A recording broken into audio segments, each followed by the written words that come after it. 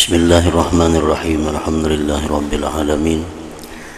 Wassalatu wassalamu ala asyrafil anbiya wal mursalin Sayyidina Muhammadin wa ala alihi wa sahbihi ajmain.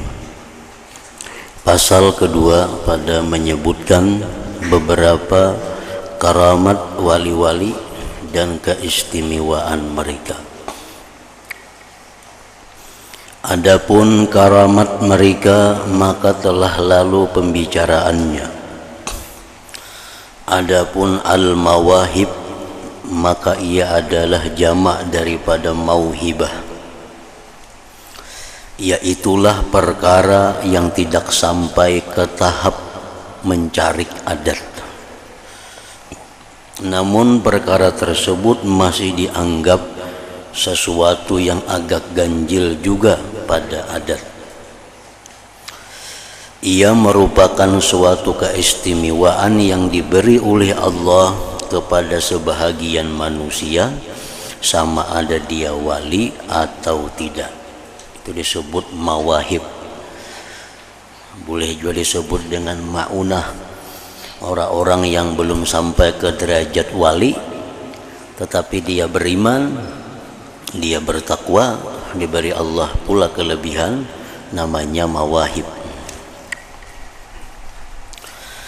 Maka di sini akan saya sebutkan beberapa buah cerita karamah wali dan beberapa mawahib keistimewaan mereka yang baik-baik.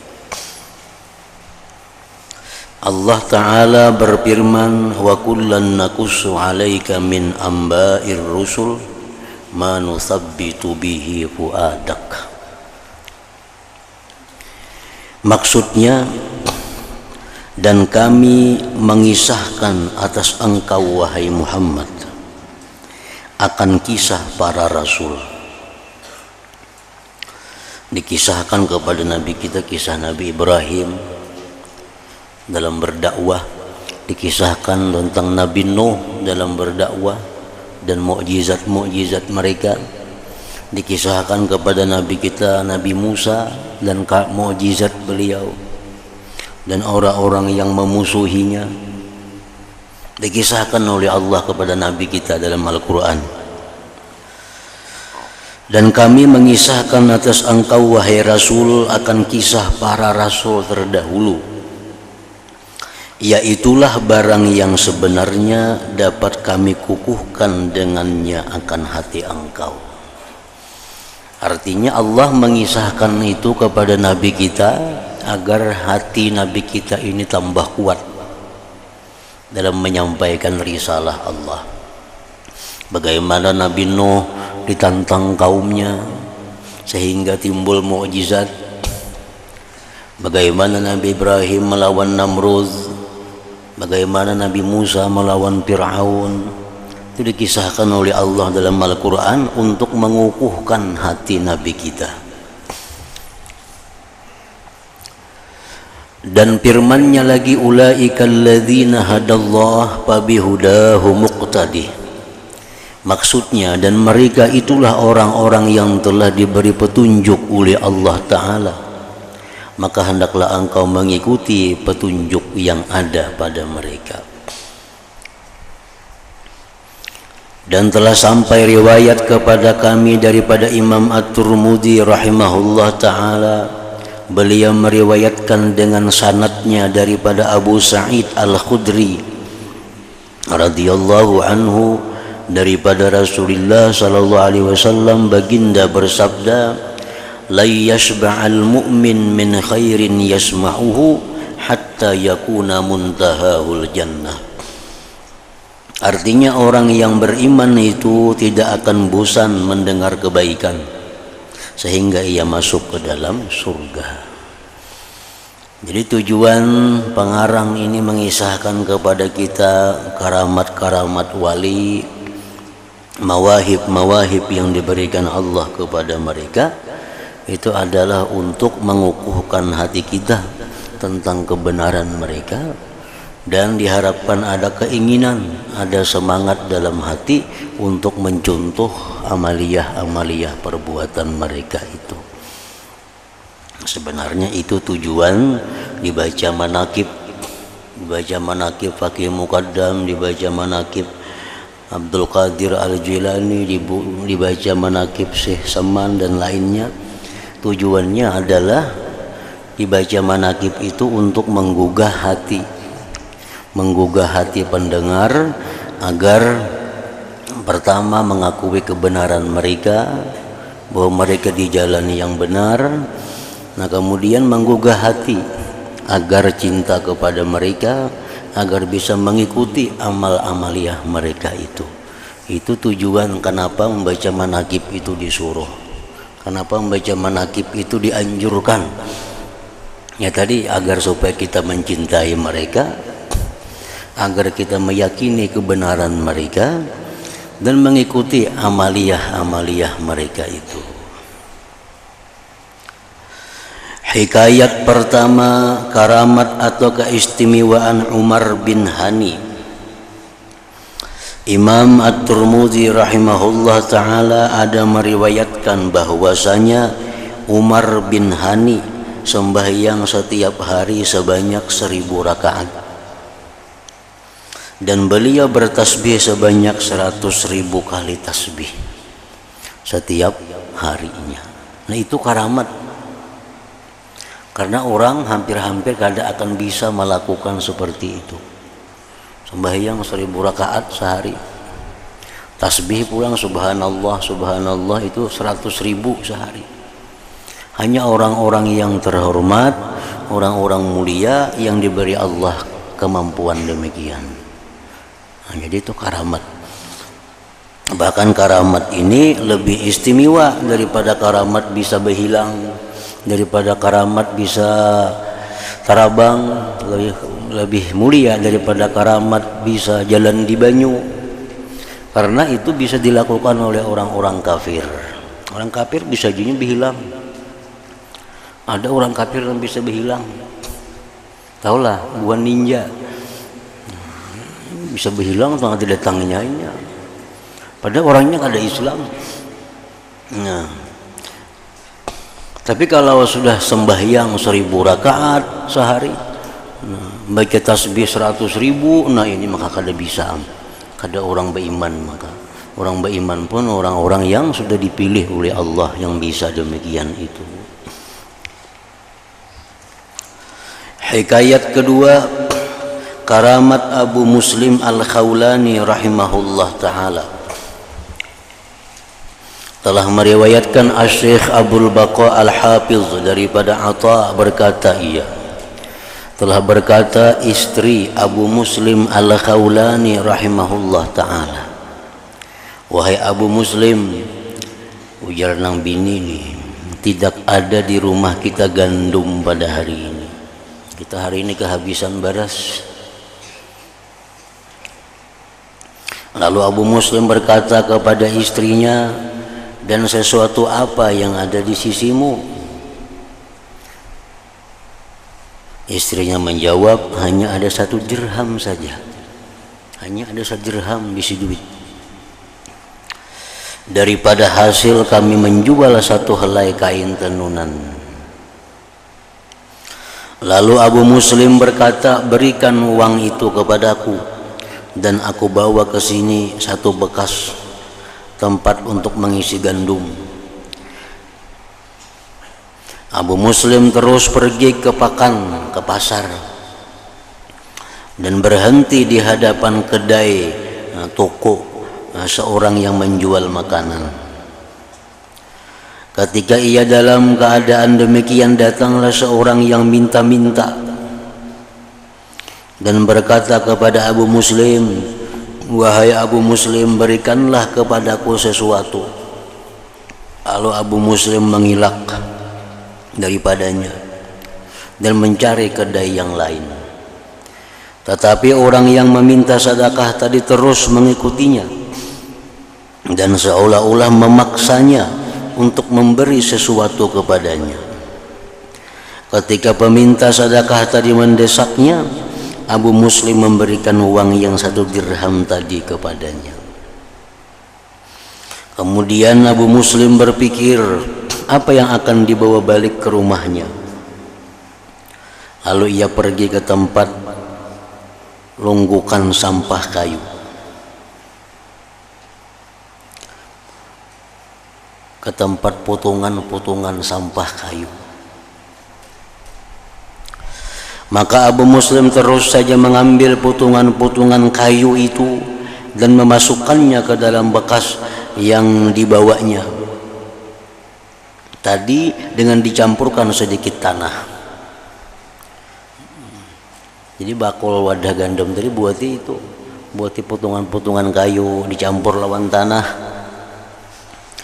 Setelah itu Abu Muslim terus balik ke rumahnya dan mengetuk pintu rumahnya, sedangkan hatinya sangat takut dari pertanyaan istrinya. Ketika istrinya membuka pintu rumah, Abu Muslim melemparkan bekas yang berisi potongan-potongan kayu tadi di tepi pintu. Lalu beliau terus meninggalkan rumahnya. Apabila istrinya membuka bekas tersebut, ia mendapatinya penuh berisi dengan gandum hawari, sejenis gandum yang paling baik. Kemudian istrinya membuat roti. Apabila hari sudah larut malam, Abu Muslim balik ke rumahnya. Lalu ia mengetuk pintu rumahnya. Dan apabila beliau duduk, istrinya membawa kepadanya satu hidangan yang terdiri daripada roti tepung hawari. Abu Muslim merasa heran lalu bertanya, "Di mana kamu mendapatkan roti ini?" Istrinya menjawab, "Daripada tepung yang engkau bawa balik siang tadi." Lalu Abu Muslim pun memakan roti tersebut sambil beliau menangis terseduh-seduh. Nah, ini contoh karamat. Artinya bakul yang diisi dengan potongan-potongan kayu dicampur tanah, akhirnya digantikan Allah isinya menjadi gandum yang paling baik gandumnya. Maka alangkah baiknya cerita ini dan banyak sekali faidah yang terkandung di dalamnya. Abu Muslim Al-Khawlani itu ialah Abdullah bin Sawab ngaran sidin. Berasal dari negeri Yaman dan tinggal di negeri Syam di suatu kampung yang bernama Daria. Beliau adalah di antara tabi'in, orang yang berguru dengan sahabat, orang yang berguru dengan sahabat Nabi, yang terkenal dengan zuhud, ibadah dan saleh. Dan beliau telah dikaruniakan Allah karamat-karamat yang zahir dan ahwal yang tinggi-tinggi. Beliau Abu Muslim Al-Khawlani masuk Islam di zaman Rasulullah sallallahu alaihi wasallam. Masuk Islam di zaman Rasulullah sallallahu alaihi wasallam lagi. Tetapi ketika beliau dalam perjalanan pergi ke Madinah untuk menemui Rasulullah, tiba-tiba Rasulullah sallallahu alaihi wasallam meninggal dunia. Jadi beliau tidak sempat bertemu dengan baginda Rasul sallallahu alaihi wasallam. Beliau hanya sempat bertemu dengan Sayyidina Abu Bakar, Sayyidina Umar dan sahabat-sahabat lainnya radhiyallahu anhum. Makanya itu Abu Muslim ini disebut termasuk golongan tabi'in, karena bertemunya hanya dengan sahabat-sahabat. Dengan Nabi kada sempat bertemu. Beliau di pertengahan jalan mau bertemu Nabi, Nabi wafat.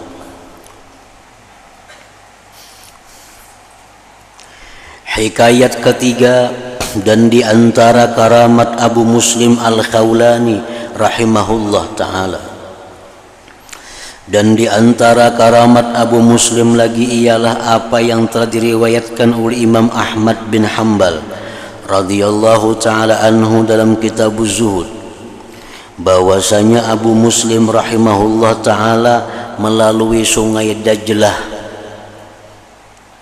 Sedangkan sungai Dajlah ketika itu sangat deras airnya, yang dapat menghanyutkan segala kayu yang dilimparkan ke dalamnya. Lalu Abu Muslim dengan begitu senang berjalan di atas air yang deras bersama dengan sahabat-sahabatnya, sambil beliau bertanya kepada mereka, adakah kamu kehilangan sesuatu dalam masa kita menyeberang ini? Maka perlu kita berdoa kepada Allah Ta'ala untuk mendapatkannya. Jadi beliau artinya dengan sahabat murid-muridnya berjalan di sungai Dajlah itu tanpa ada gangguan halangan sedikit jua pun. Dan di dalam riwayat yang lain pula disebutkan bahwasanya Abu Muslim berdiri di tepi sungai Dajlah, lalu beliau memuji Allah dan menyebut pemberian Allah dan segala nikmatnya. Dan beliau juga menyebutkan bagaimana Bani Israel di zaman dahulu dapat melintasi Laut Merah ketika dikepung oleh Fir'aun dan tentaranya.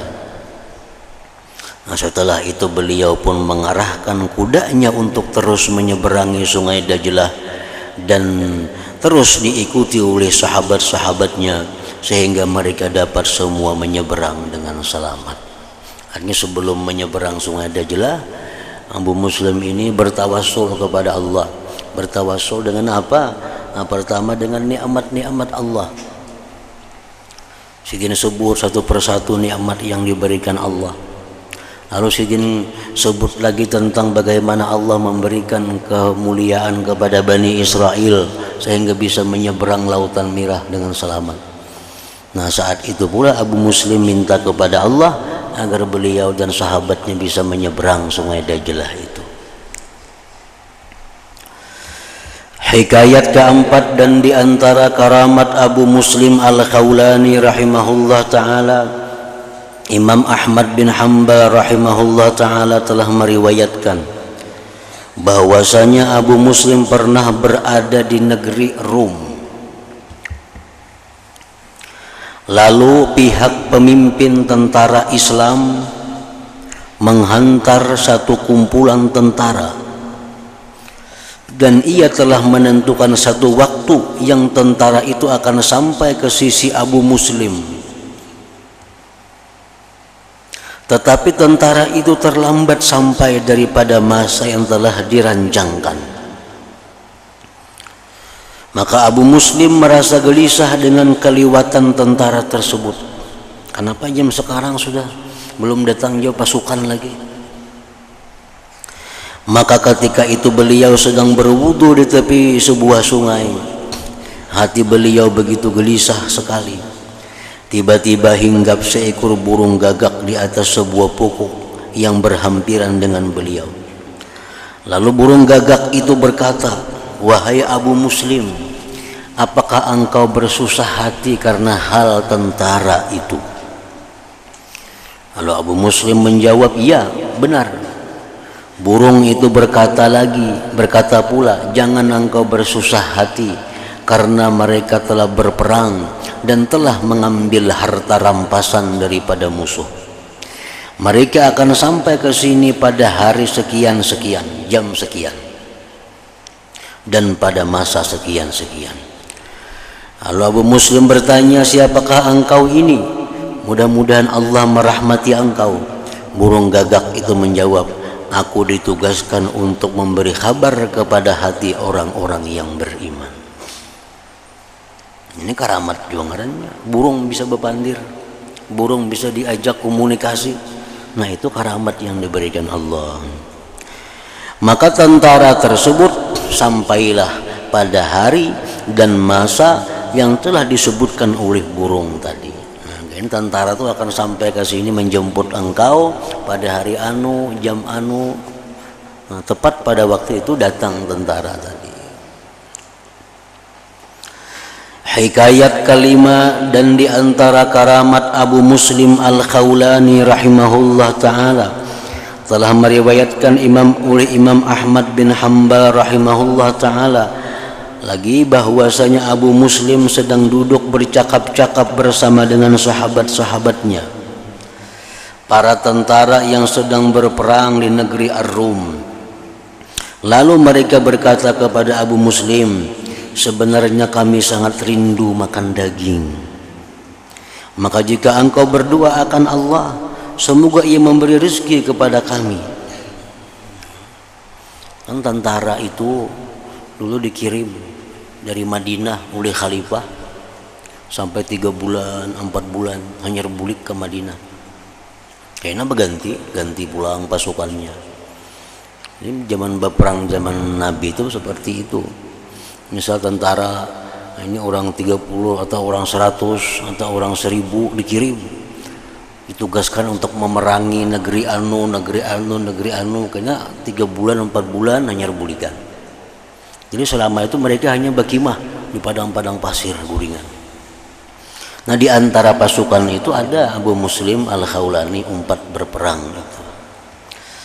Lalu ujar sahabat-sahabat lain, sahabat-sahabat Sidin, kita lawas kada makan daging nih, makan gandum aja hari-hari, lawas kada makan daging. Berdoa apa engkau, mudahan Allah memberi kita rezeki. Lalu Abu Muslim berdoa, ya Allah, sesungguhnya engkau telah mendengar permintaan mereka dan engkau berkuasa memberi apa yang mereka minta. Sebaik saja doa itu dipanjatkan oleh Abu Muslim, tiba-tiba mereka dilintasi oleh seekor kijang. Tiba-tiba datang ada kijang menyerah diri. Maka mereka pun mengepungnya sehingga mereka dapat menangkapnya dan akhirnya mereka dapat memakannya. Nah, makan daging kijang.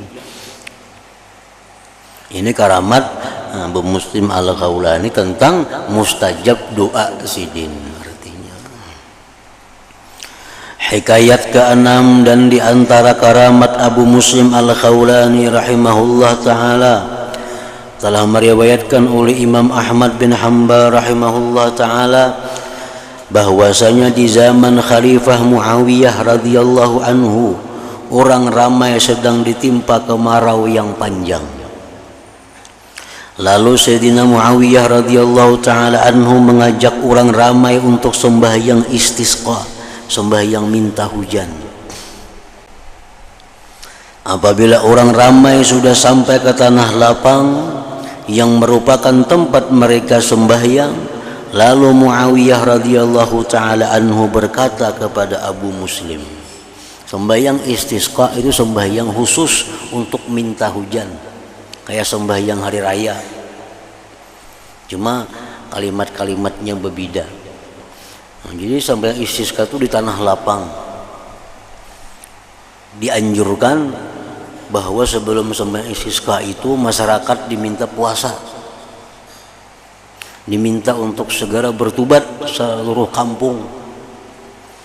Nah, sudah bertobat, sudah puasa, kayaknya pada hari yang ditentukan seluruh masyarakat berkumpul di tanah lapang. Di tanah lapang itu dibawahi semuaan, kakanakan nang halus dibawa, orang tua nang bapapah dibawa, orang tua nang betanduk dibawa ke tanah lapang semuaan. Binatang-binatang, ayam, kucing, kambing dibawa juga ke tanah lapang semuaan. Manusia berkumpul di situ sembahyang minta hujan. Artinya menampakkan kepada Allah, walaupun Allah tahu, tapi dinampakkan. Nang tua rentak dibawa ke lapangan, kekanakan bayi nang menangis kuciakan dibawa ke lapangan, kambing ayam kelaparan dibawa juga ke lapangan, menampakkan kefakiran kepada Allah. Lalu sembahyang di situ minta hujan. Nah, di zaman Muawiyah menjadi khalifah, terjadi kemarau panjang. Apabila orang ramai sudah sampai ke tanah lapang yang merupakan tempat mereka sembahyang, lalu Muawiyah radhiyallahu taala anhu berkata kepada Abu Muslim, engkau telah melihat keadaan mereka yang sangat buruk sekali, maka berdoalah akan Allah untuk mereka. Lalu Abu Muslim menjawab, apakah saya yang akan berdoa? Sedangkan saya adalah orang yang sangat taksir. Kemudian beliau berdiri dan ketika itu beliau memakai kupiah. Lalu beliau meninggalkan kupiahnya dengan daripada kepalanya karena menunjukkan rasa kerendahan diri yang bersangatan, dan mengangkat kedua belah tangannya sambil berdoa, Allahumma inna nastamtiru wa qad ji'tu ilaika bizunubi fala tukhayyibni. Artinya, ya Allah, sesungguhnya kami datang ke sini untuk meminta hujan daripada Engkau, dan aku telah datang kepadamu membawa seluruh dosa-dosaku. Maka ya Allah, jangan Engkau putuskan harapanku. Setelah mereka bersurai dari majelis tersebut, bubar dari majelis tersebut, dan sebelum sempat mereka sampai ke rumah masing-masing, tiba-tiba mereka telah diberi hujan oleh Allah Ta'ala. Belum sampai ke rumah lagi bulikan, sudah dihujani oleh Allah. Lalu Abu Muslim berdoa, Allahumma inna Muawiyah aqamani maqama sum'ah, fa in kana li indaka khairun faqbidni ilai. Artinya, ya Allah, sesungguhnya Sayyidina Muawiyah telah meletakkan aku di tempat yang boleh membawa kepada riya dan sum'ah. Ya Allah, jika ada kebaikan untukku di sisimu, maka cabutlah nyawaku. Ini kan terkenal nih, Abu Muslim berdoa hujan hari. Jadi di sini ini ngarannya bisa membuat aku riya, bisa membuat aku sum'ah. Lalu di sini sebaiknya, ya Allah, matikan lagi sudah aku. Maka Abu Muslim pun meninggal dunia pada hari Kamis selepas seminggu daripada peristiwa sembahyang istisqa tersebut. Hikayat ketujuh, dan di antara karamat Abu Muslim Al-Khawlani rahimahullah ta'ala telah meriwayatkan oleh Al-Hafiz Abu Tahir As-Salafi daripada Surahbil Ibni Muslim bahwasanya Al-Aswad bin Qais Al-Ansi, seorang pendusta yang mengaku menjadi nabi di negeri Yaman selepas kematian Rasulullah sallallahu alaihi wasallam. Aswad bin Qais Al-Ansi ini orang yang mengaku nabi, memanggil Abu Muslim untuk datang kepadanya. Lalu Al-Aswad berkata kepada Abu Muslim, apakah engkau bersaksi bahwa aku Rasulullah? Apakah engkau mengakui aku Rasulullah? Abu Muslim menjawab, aku tidak mendengar. Lalu Al-Aswad berkata pula, apakah engkau bersaksi bahwa Muhammad itu Rasulullah? Abu Muslim menjawab, iya benar. Al-Aswad mengulangi perkataan seperti itu beberapa kali, dan Abu Muslim memberikan jawaban yang sama. Lalu Al-Aswad marah kepadanya dan menyuruh supaya dinyalakan unggunan api yang besar, lalu dilemparkan Abu Muslim ke dalamnya. Tetapi api tersebut sedikit pun tidak memudaratkannya, dan Abu Muslim dapat selamat daripadanya. Jadi bukan hanya Nabi Ibrahim yang selamat dari api itu, Abu Muslim pun selamat dari api karena beliau kadang mengakui kenabian Aswad bin Qais Al-Ansi itu. Lalu dikatakan kepada Al-Aswad, sebaiknya Abu Muslim ini dibuang saja ke negeri lain.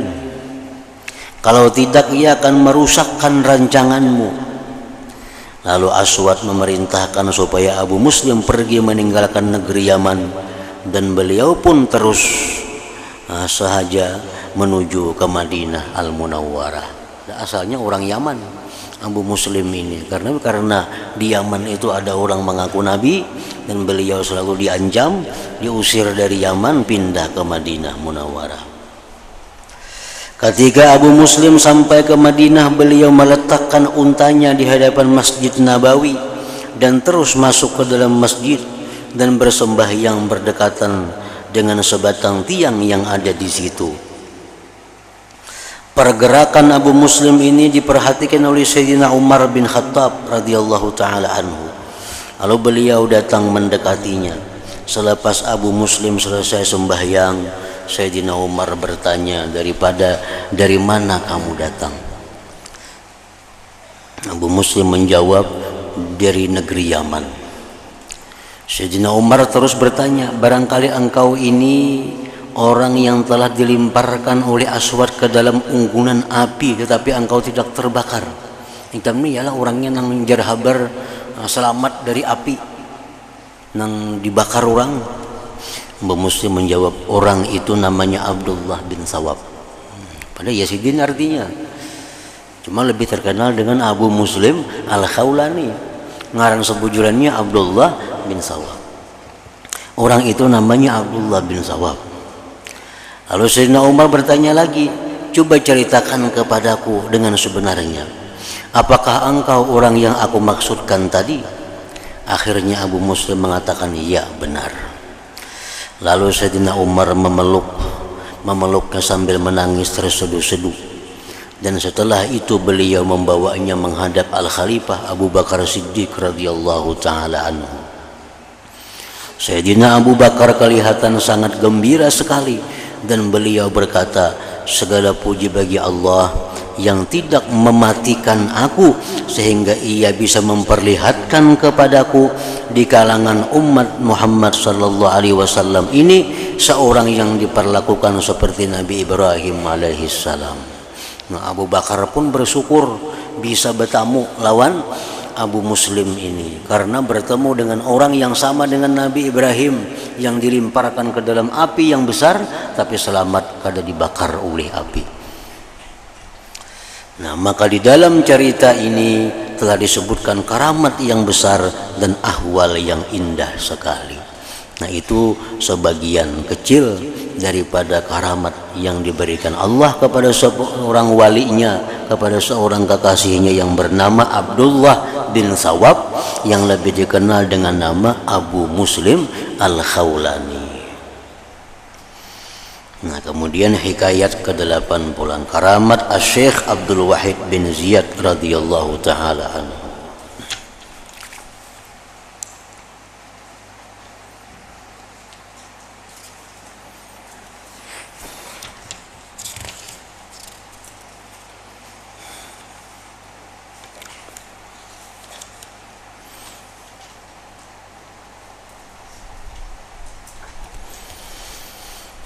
حضرة النبي صلى الله عليه وسلم الفاتحة